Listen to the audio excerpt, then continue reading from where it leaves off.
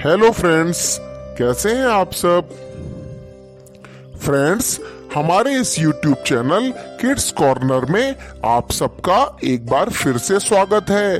और आज मैं आपके लिए लेकर के आया हूं हमारे राष्ट्रीय ध्वज यानी तिरंगे झंडे से जुड़ी हुई कुछ ऐसी बातें जो आप सब जरूर जानना चाहेंगे।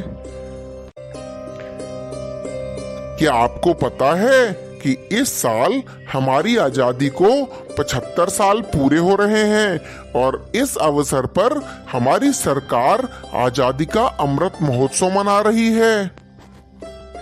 आप सब ये तो जानते ही हैं कि तिरंगा हमारा राष्ट्रीय ध्वज है और हमारे इस भारत देश की आन बान शान और अखंडता का प्रतीक है।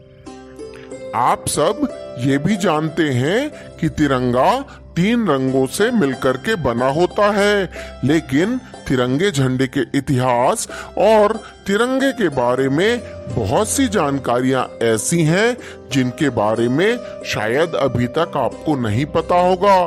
तो इस वीडियो पर मैं आपको हर वो जानकारी देने वाला हूं, इसीलिए अंत तक इस वीडियो पर बने रहिएगा।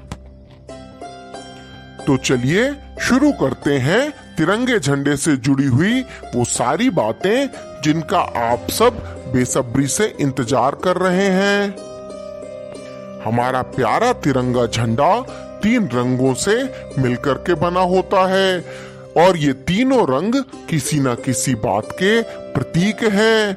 जैसे कि सबसे ऊपर केसरिया रंग देश की ताकत और साहस का प्रतीक है, बीच का सफेद यानी श्वेत रंग शांति और सत्य का प्रतीक है और सबसे नीचे रहने वाला हरा रंग देश के विकास एवं कृषि में उर्वरता का प्रतीक है। बीच की सफेद पट्टी पर नीले रंग का एक गोल चक्र है जिस पर 24 तीलियां हैं। ये 24 तीलियां इस बात की प्रतीक है कि भारत निरंतर प्रगतिशील है और 24 घंटे विकास के रास्ते पर आगे बढ़ रहा है। यह नीले रंग का चक्र सारनाथ में अशोक स्तंभ के शेर के शीर्ष फलक पर स्थित चक्र से लिया गया है।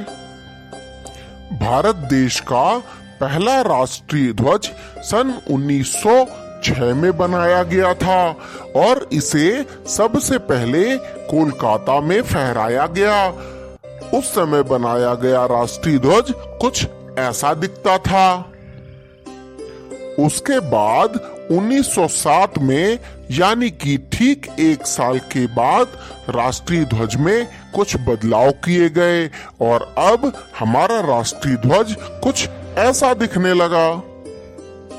उसके बाद 1917 में हमारा राष्ट्रीय ध्वज एक बार फिर बदला गया और चूंकि उस समय हमारा देश अंग्रेजों का गुलाम था, इसीलिए हमारे देश के झंडे में अंग्रेजों का झंडा भी शामिल किया गया और उस समय हमारा ध्वज कुछ इस तरह का दिखता था।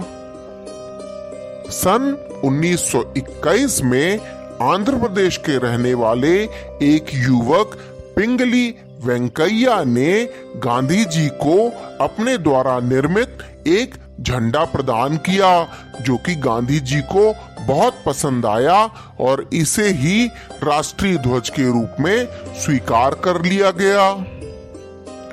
पिंगली वेंकैया ने जो झंडा बनाया था वो कुछ ऐसा दिखता था। इसमें सिर्फ 2 ही रंग थे, लाल और हरा।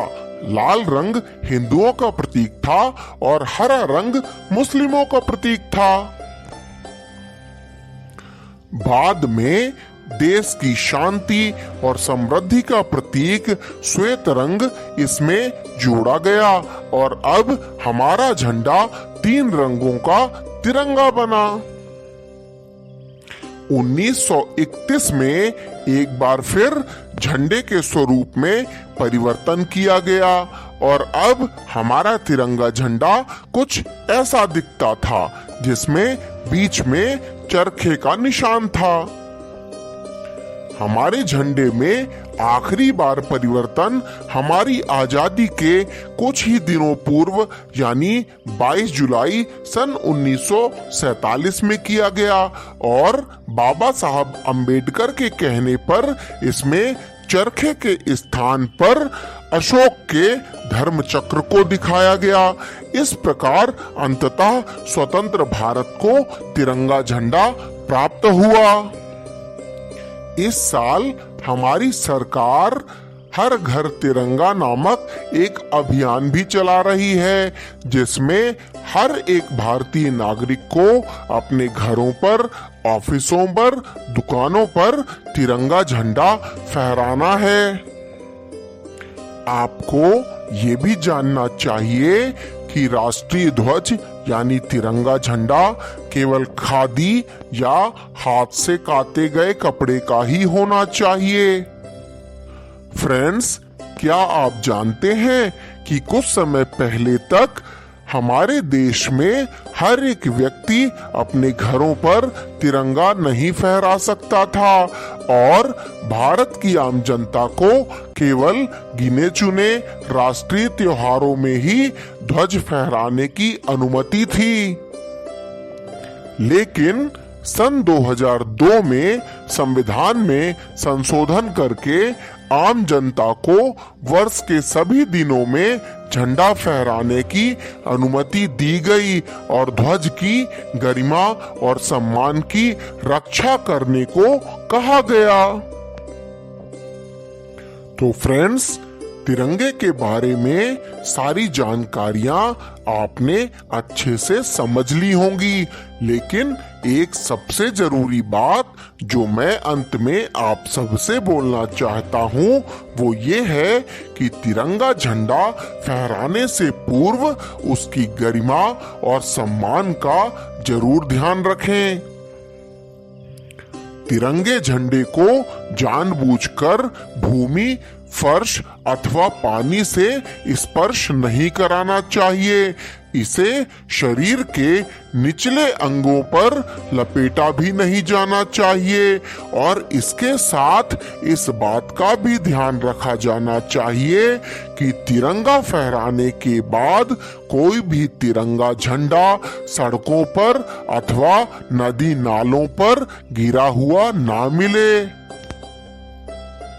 आपको तिरंगा झंडा केवल तभी फहराना चाहिए जब आप उसके मान सम्मान एवं गरिमा की रक्षा कर सको।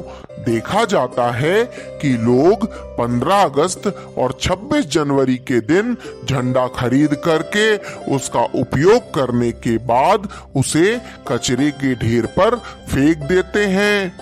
फ्रेंड्स, यह बहुत गलत बात है और ऐसा करना कानूनी अपराध भी है।